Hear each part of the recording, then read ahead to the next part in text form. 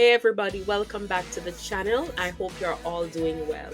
So in today's video, we are going to be sublimating some 20-ounce tumblers. I had this order to use the jet photography wildlife bird images, and these images are just beautiful. This is from a really talented photographer in the Caribbean. He does Caribbean wildlife, and it is just absolutely stunning. Here we're starting with the ruby topaz. It is a beautiful bird, and I'm just showing you where I have cut down the sides of my paper. I always leave the bottom edge free of white, and I cut the white from one edge completely, and I leave a little bit at the top so that my when I put my paper onto the tumbler, it goes right down to the bottom of my tumbler, and then I'm able to fold the edges over onto the top to make sure that my top is completely covered by the image. Okay, so now that I have everything lined up, I have my paper properly lined up at the top and the bottom, I'm going to start taping. I usually start taping in the center and do the ends, and then I'll put a few pieces of tape in the middle to just make sure that everything is secure. And as you can see, when I did the first tape, I felt that it was not tight enough, and I just picked it up back and I squeezed my paper together to make sure that the overlap was really tight, and just put the tape back down, and then I just continue to tape.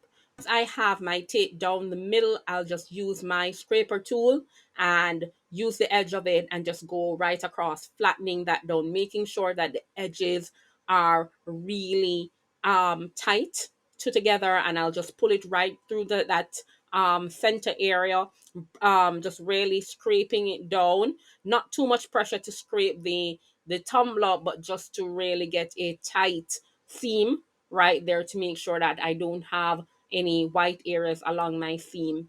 And then once I did that, I just started at the top of the tumbler, and I'm using my finger to press the paper down, just basically scoring the paper on the edges so that when I go to fold, it folds easily and not leave any puckers at the top to cause me to have any air pockets. So I'm just using my finger and pressing the paper, really flattening the paper along the edges, and pressing the paper down so that when I go to fold it down, it folds down well. And then I'm just taping right around that.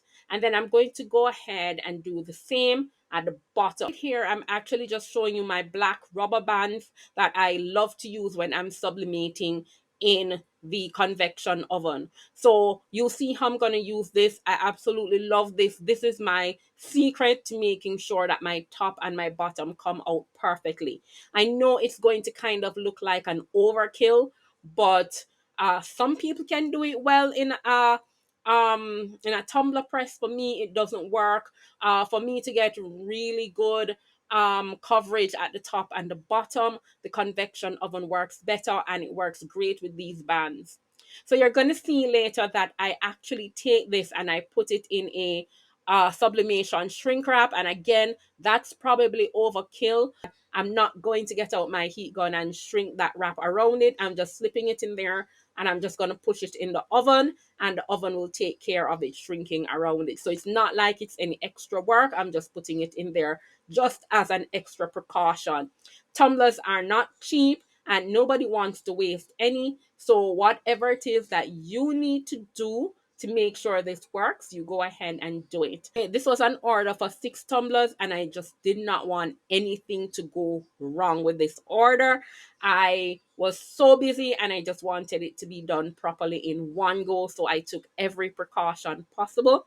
So if you're out there and you are struggling with your tumblers in the tumbler press, or you're struggling with it in the convection oven, this might be a solution for you. It's not always necessary, but this is what I do when I have a design that is full on the top and full on the bottom. All done now using the scraper tool to just go around all the edges at the bottom and at the top, making sure everything is flat and there are no air pockets.